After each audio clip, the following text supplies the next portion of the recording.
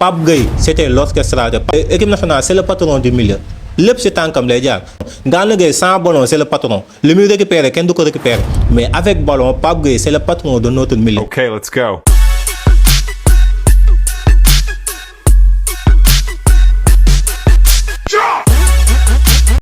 Pour man 11 bi rien à dire sauf dañoo fàtte ki nga xam ne pour man c'est le meilleur joueur de la compétition mooy Pau Cubarsí. C'est un scandale ah Pau Cubarsí tey jii même ku dul catalan wala ku supporté wul Barcelone tey war ngaa gëm ne mondial bu fekkoon benn joueur ay nekk ci 11 bi moo ci war a nekk parce que c'était le meilleur joueur maanaam pour man ni ñu joxe woon Cannavaro meilleur joueur coupe du monde 2006 noonu lañ ko waroon joxee Pau Cubarsí donc pour man ça fut une très très grande erreur mais à part ça li ci des pour man je suis d'accord. waaw Vitinha aussi il a fait une bonne impression peut-être li tax ñu teg ko mooy il a été héroïque. Peut-être Espagne li ñu mën a wax mooy waxuñu du ñu wax góol bi parce que Unai Simon deful ay parades yu bëri parce que défense bi moo woowoon woow boo xam ne pour nga yegsi ci Unai Simon problème la Espagne bëriwul lu mu concédé ay occasion par rapport ak Vitinha il a beaucoup sauvé son équipe notamment face à l'Espagne face à l'Argentine donc face à l'Uruguay donc pour man Vitinha teel naa toog parce que 8e de finale la toogee mais pour man mérité na place am. waaw bu njëkk ba marquage en zone défense en zone moo gënoon bëri défense en zone quoi maanaam bu njëkk ba comme léegi ni ñuy pressé ak ligne haute yi ñuy joué ak di remonter défense ba ci milieu terrain bu njëkk ba amul woon pour man défenseur yu léegi yi ñoo gën a yeewu parce que lan bële ñi défenseur yu njëkk ya il prenait moins de risques yi ñu daan jël dañ naan un défenseur tu restes défenseur un milieu reste milieu un attaquant reste attaquant pour man bu njëkk ba looloo xew mais léegi da ngay gis un milieu terrain comme Espagne ni mu koy defee dañuy remonter ba ci ligne médiane bi di yéegal bal bi bu contre attaque amee ñu mën a reculer waat wala ñu mën a lire wala ñu mën la piéger pour man défenseur léegi ba tey ñoo gën a rôle bi ñuy jouer moo gën a difficile parce que dañuy jouer deux rôles à la fois dañuy remonter bal bi jël ay risques remonter bloc bi aussi ba ci ligne médiane mais aussi dañ leen sant aussi ñu défendre en même temps te alors que bu njëkk ba bal bi day ñëw doo jël risque jouer long taxawaat sa défense xaar buñ dëree bal ci kaw nga mbëkk taxawaat sa défense mais léegi défenseur yi moom façon bi ñuy jouer moo gën a compliqué. C'est différent mais léegi nag di nga gis benn défenseur dajale qualité yëpp bu njëkk ba un stoppeur tey jii nii moom du kawe yenn kawe ci terrain bi mais souvent les transitions yu bëri moo koy couper maanaam c'est lui qui commande la défense le sale boulot moo koy def comme par exemple bu ma jëlee exemple tey jii à la Juve moment BBC bi fa nekkee Chiellini Bonucci maanaam le relanceur libéro bi fa nekkoon mooy Bonucci moo nekkoon libéro bi moom mooy libérer bal bi moom mooy yéegal mooy remonter mooy def la relance c'est monsieur propre mais le stoppeur c'était Chiellini mooy def le sale boulot c'est le destructeur moo tax une défense day complémentaire day am koo xam ne c'est le constructeur am keneen ki c'est le destructeur pour man le destructeur kooku la ñuy tuddee stoppeur parce que mooy def le sale boulot ku ñëw mooy dal sa kaw moom comme stop comme le mot mooy stopper les actions mais le libéro moom mooy libérer bal bi tey jii mooy jël bal bi remonter ko jaarale ko fi mu war a jaar casser les lignes voilà la différence.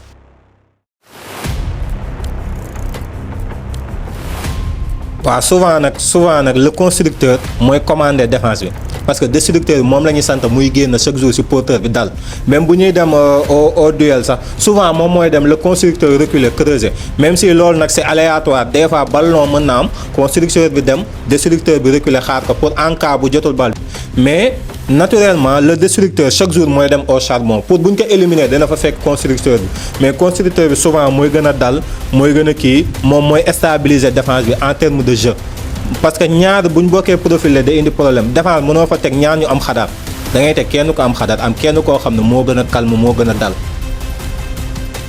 exemple Barça bi mu nekkee ci ay jamonoom Puyol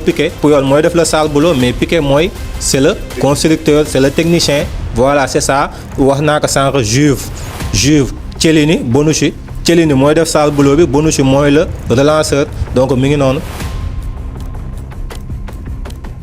Rodri Michael Olise Bellingham tout à fait d'accord parce que ñoom ñett ñëpp mérité nañ seen place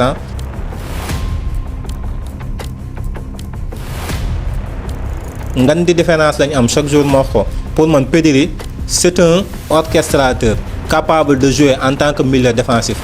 Bellingham c'est pas un orchestrateur. Bellingham mën na jouer numéro 8 certes bi mu nekkee Dortmund souvent numéro 8 la doon jouer mais Bellingham c'est plus un milieu offensif. Aspect bi Bellingham ni muy jouer Bellingham da nga koy xoolee à l'image de Fermin Lopez c'est des joueurs yoo xam ne dañoo bëgg a surface. Pedri àdduna du neex ba nga koy gis ñuy centre mu koy fekk surface muy mbëkk wala mu ko koy fekk muy teg tànkam parce que Pedri mën nga ko jàppee un milieu un meneur reculé. C'est un meneur boo xam ne mais reculé il est devant la défense Pedri boo la joxee exemple l'Euro passé l'Euro 2021 numéro 10 dañ ko doon football loo comme Bellingham mais dana moom nekku ci à l'aise parce que tàmmul bal di ko fekk ci kaw mais dafa tàmm bal yéegal bal ci kaw mais tàmmul bal muy xaar bal di ko fekk ci kaw donc c'est différent alors que Bellingham loolu la foofu la gën a nekkee à l'aise bal fekk ci kaw soit mu passe soit mu dóor soit mu finir les actions donc ñaari joueurs yooyu mën nañ bokk benn équipe faat ñoom ñaar bokkuñu man bu ma gisee ñu leen di comparer dama naa gars yi dañoo émotif des fois nag mbalak mën na am entre Barça ak Real rivalité mais pour man Bellingham ak Pedri ils ne sont pas comparables àdduna du neex ba Bellingham def li Pedri di def àdduna du neex ba Pedri def li Bellingham di def pour man c'est un mix entre Xavi et Iniesta parce que des fois day def ay gestes techniques yoo xam ne ci Iniesta lañ ko doon defee lañ ko daan gisee yenn double contact yi petit point yi des fois ni muy organiser woo ni muy def autour de lui-même maa wëndaalu yi ñuy def yi ñuy wax ci moom naan day wëndaalu yooyu ci Xavi lañ ko daan gisee pour man mélange la entre Xavi ak Iniesta.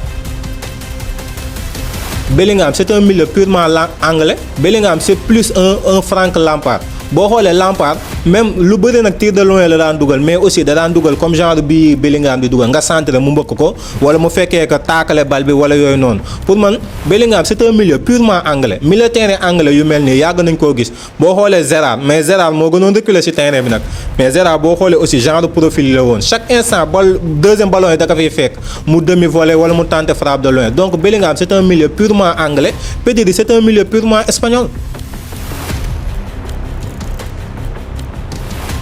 Non, je suis pas d'accord. Rodri performance pour man performance bi Xavi def Euro 2008 milieu terrain Espagne dootu ko defati ba pare saison boobu globalement saison 2008 saison bi Xavi def milieu terrain espagnol defagu ko ba tey en terme de passe décisif en terme de jeu mu ñëw Euro 2008 te Xavi boobu dafa jógee ci ligament croisé mu ñëw Euro 2008 jël meilleur joueur de la compétition. pour man saison boobu Xavi dem milieu terrain Espagne en tout cas ba léegi gisaatuma milieu terrain Espagne bu ko def parce que 30 passes décisives la def ci saison bi 30 passes décisives ci milieu terrain reculé benn Xavi mu def 30 passes dont mu def 4 passes décisives classico 2009 bi Barça di doo Real 6-2 au Santiago Bernabéu ba léegi classico kenn defaatu ko 4 passes décisives la def 4 passes décisives. Espagne milieu terrain yi fa jaar dafa métti pour Rodri instant yi bokk ci les 5 meilleurs dina métti parce que sélection boo xam ne Xavi fa la jaar sélection boo xam ne Busquets fa la jaar saison boo xam ne Iniesta fa la jaar sélection boo xam ne Xavi Alonso bon Rodri ñenn ñi peut-être dinañ ne xam naa après gars yi dinañ ko teg ci kaw Xavi Alonso mais attention Xavi Alonso aussi moo na football chaque jour ñiy seetaan dañuy seetaan de culture de l'instant lañ am mooy maanaam ki fi ne rek dañ naan moom kële alors que kële boo ko seetaanee Xavi Alonso mën ko yombul ba pare li Rodri di jël yëpp jël na ko jël na Ligue des Champions jël na Coupe d'Europe jël na Coupe du Monde comme Rodri et il était très fort aussi donc Espagne milieu terrain surtout ay Fabregas aussi ñëw li Rodri di jël yëpp jël nañ ko tamit ay David Silva donc pour Rodri ñëw ci joueur Espagne ñu ne dañ ko ciy teg top 5 day metti parce que Espagne de très grands joueurs ñoo jaar ci sélection espagnole. Rodri moom noonu la ma samay c'est monsieur propre Rodri depuis son début de carrière Rodri bëriwul ay carton c'est un milieu classe il est trop classe bëriwul lu muy taakale parce que soxlaw ko il est propre ba pare c'est un meneur d'homme boo xam ne bu nekkee ci terrain ak bu ci nekkul da nga koy sentir pour man Rodri c'est un milieu terrain pour man c'est le meilleur milieu au monde à son poste bopp c'est le meilleur milieu au monde donte damay wax ne saison ren bi moom milieu kuy football milieu Bruno Fernandes a fait une meilleure saison que toi képp kuy football milieu mais nag bu dee à son poste c'est le meilleur du monde moom Rodri. Il a fait une belle coupe du monde mais dugalul but mais pour man yàqul dara parce que man milieu terrain la terminé coupe du monde bi depuis contre Sénégal numéro 10 lañ ko joué la donc man milieu terrain awma exigence ne dafa war a dugal par force comme yeneen gars yi ni ñu koy amee exigence bu Bellingham dugalee Pedri dugal wala mu pas milieu terrain aw ma exigence boobu parce que sa premier rôle du dugalul mais mooy meilleur passeur mondial bi donc yàqul dara pour man il aimerait dugal bëggoon na dugal tenté na ba son surtout contre Angleterre mais malheureusement la chance ne lui a pas souri. Je suis parfaitement d'accord aussi. Alan a fait une très très belle coupe du monde avec une modeste sélection qui est la Norvège mu ñëw dugal ci 8 buts comme 7 buts compétition bi ah Mbappé c'est le meilleur buteur de la compétition Messi c'est le deuxième meilleur buteur ah troisième place bi la ko Mbappé coiffé romb ko donc trio boobu rien à dire amul kenn ku fa mën a dugg seen diggante franchement peut-être Harry Kane mais Harry Kane ñii ñoo ko ëppale bii ba tey donc ba pare ñii Harry Kane bi ñu yeggee ci phase finale yi maanaam ci match yi gën a important dafa xaw a passé à côté mooy contre Argentine doxul même contre Norvège sax Harry Kane brilléwul donc mi ngi noonu ba contre Mexique dugal na penalty certes mais c'était pas un grand Harry Kane. Un bloc très très compact franchement c'était une très très belle équipe Norvège li ma neexoon ci ñoom mondial bi mooy c'était une équipe boo xam ne bu bëggee défendre day défendre taxaw ay camp nga jàpp ne yaa ko mën mais day am fu mu toll ci match bu day jékki saay génn wan leen ne pour man mondial bii nii bu final woon coupe du monde nii kenn du wax parce que même Angleterre bi ko éliminé sax mënu ko ku wax rek seetaan coupe du monde xam ne Norvège même Angleterre bi ko éliminé mënu ko te match bi wanewul li tax mu mën ko te gëm naa ne Norvège tamit bu génnoon tase ak Argentine demi-finale du yombee ci Argentin yi comme ni mu yombee contre Angleterre attention yombul premier mi-temps Argentin yi sonn nañ mais anglais bi ñu dugalee à la 56e minute de jeu après dañoo yombal affaire Argentine. Et pour man Norvège bu fekkoon moo nekk place u Angleterre dinañ mieux gérer seen match ba li dal Angleterre du leen dal et je pense que Norvège mënoon na finale coupe du monde bi parce que ñi nekkoon ci zone bi du Argentine du Angleterre du kenn ku ko mën. mais ils n'ont pas retrouvé le vrai Vitinha pour man muy li dal Vitinha moo dal João Neves moo dal Pedri pour man li ñu joué saison bi dafa bëri dañoo ñëw coupe du monde nekkuñu à 100%. pare tey jii comparé à Bellingham saison bi gaañu woon na ci épaule ñu opéré ko mu toog 2 mois presque footballul après blessé waat na fi toog lu yàbb donc il est venu en pleine forme Bellingham par rapport ak ay Vitinha da ngay xam ne ñii dañ leen surutiliser seeni club dañoo ñëw li ñu bëgg nañ mais li ñu mën a joxe li ñu bëgg a joxe mënuñu koo joxe pour man c'est ce qui a fait défaut au milieu portugais parce que mënoo am milieu Bruno Fernandes doxul Vitinha doxul João Neves doxul nga bëgg a jël coupe du monde donc pour man plus ñu am un Cristiano Ronaldo boo xam ne vieillissant coach bi bëgg koo génnee mu nekk un poids sur la sélection. bon sur le plan sportif échecul parce que dem na ci quart d'as bi mooy dem na ba demi-finale. pour man loolu Angleterre c'était l'objectif moo tax d'ailleurs dàquñu ko parce que l'objectif c'était minimum demi-finale mu dem ba demi-finale Angleterre 2018 la gënoon dem demi-finale Croatie éliminé ko mu indiwaat leen demi-finale donc c'est pas un échec sur le plan sportif mais nag ku xool def beneen saytu bu gën a teey nga gis ne xaw na nekk tuuti échec wala boog di nga rester sur ta faim en tant que anglais mooy yenn match yi da ko mal géré contre Argentine même contre face à la France en troisième place. tu as l'impression que Tuchel bi mu mënee Mexique dafa reculer mexicains yi bëgg koo ray mu génn ci bi mu mënee Norvège dafa reculer norvégiens yi bëgg koo ray mu génn ci mu mënee waat Argentine mais là 56e minute dara xewul nga bëgg a taxaw say camp li des ci match bi pour man Tuchel loolu moo ko xaw a sonal et pour man loolu moo sonal équipe am dafa xaw a bii yoon dafay wane tuuti ragal te Tuchel kenn xamee ko noonu d'habitude. non Cucurella moom c'est un joueur de sélection. dama koy wax souvent ma ne Cucurella rendement bi mu am sélection amu ko club parce que c'est un joueur d'équipe Espagne dafa am benn collectif boo xam bi dégagé depuis Luis Enrique moo tàmbali liggéey bi ñu dem ba demi-finale Euro Italie éliminé leen par tir au but mu ñëw coupe du monde au Qatar bi ñu demee coupe du monde ñu xam ne Espagne mi ngi yor possession mi ngi dominer les équipes mais dafa am lu mu manqué mooy des ailiers moo tax Maroc éliminé ko en 8e de finale par tir au but aussi mais di nga xam ne équipe bi am na collectif mais amul woon ay attaquants yu gagné match après au début passé Lamine Yamal ñëw Nico Williams ñëw avec sous Luis de la Fuente nga gis Espagne ba tey ne collectif bi mi ngi fi léegi nag am nañ un plus mooy l'attaque nga gis Cucurella submergé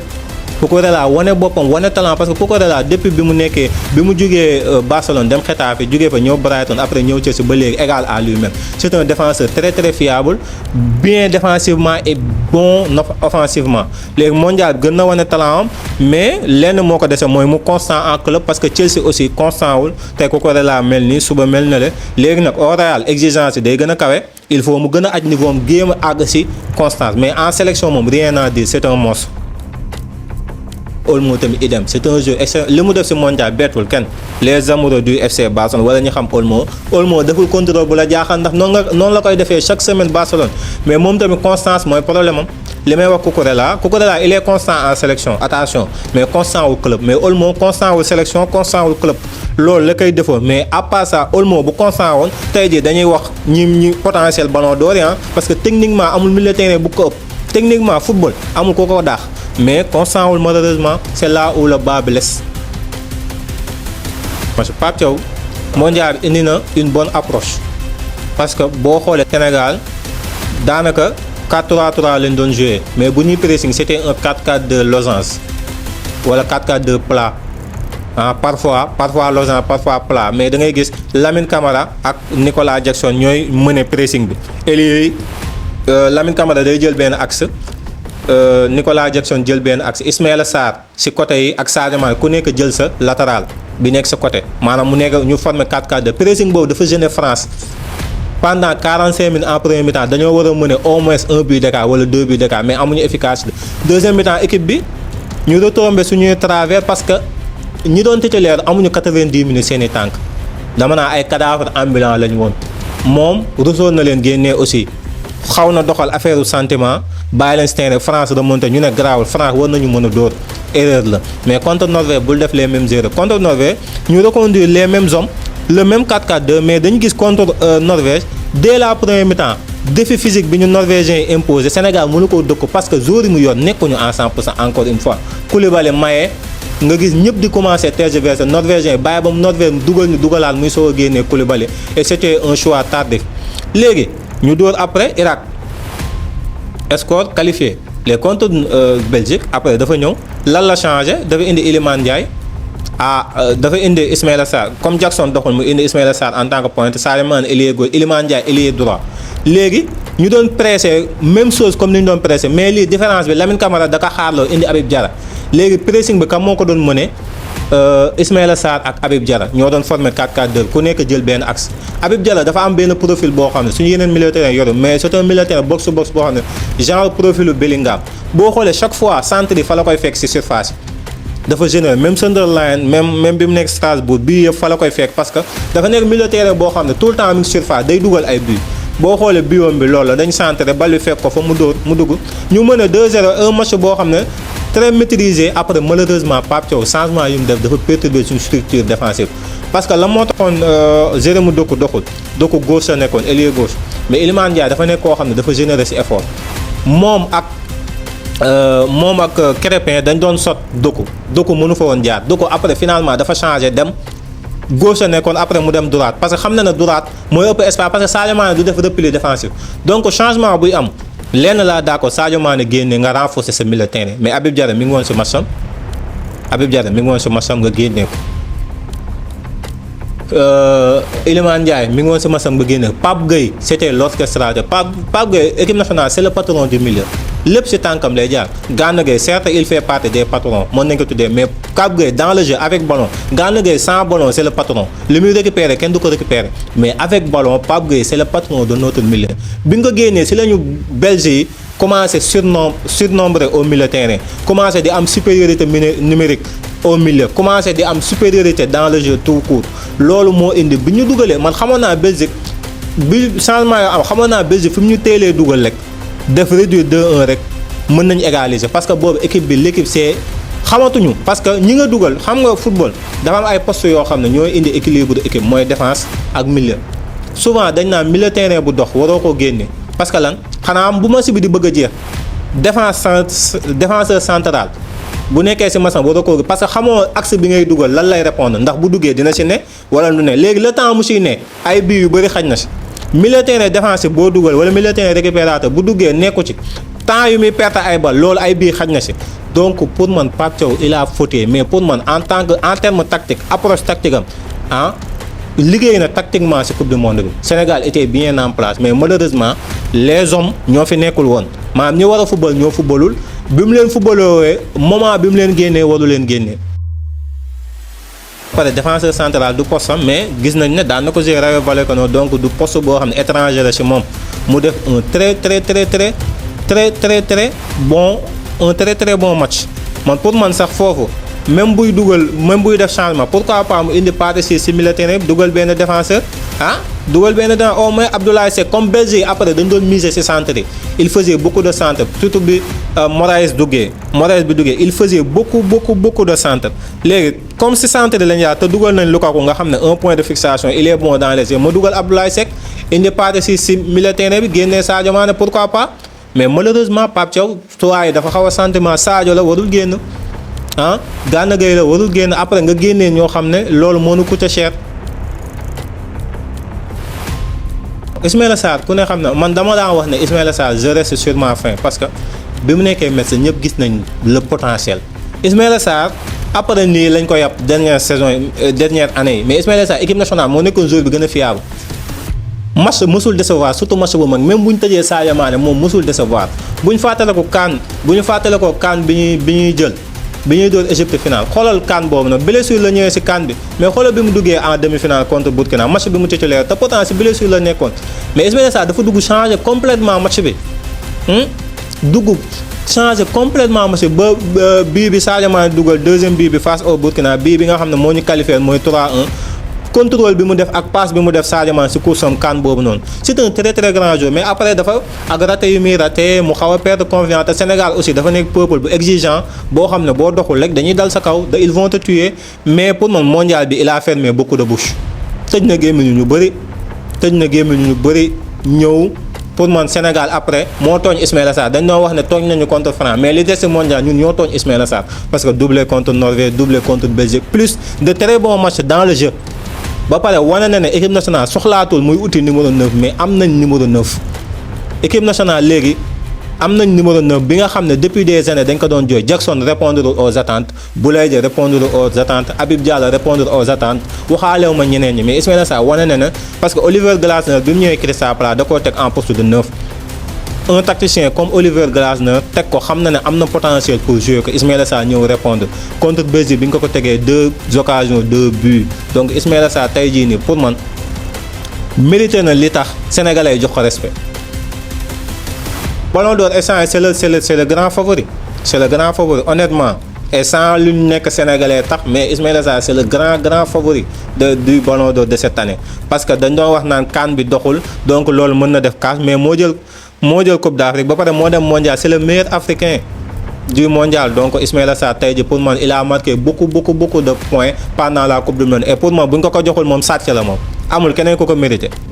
waaw gars yi bon man maa ngi tudd Pa Omar sama TikTok mooy Pom Team laa si bind POM Team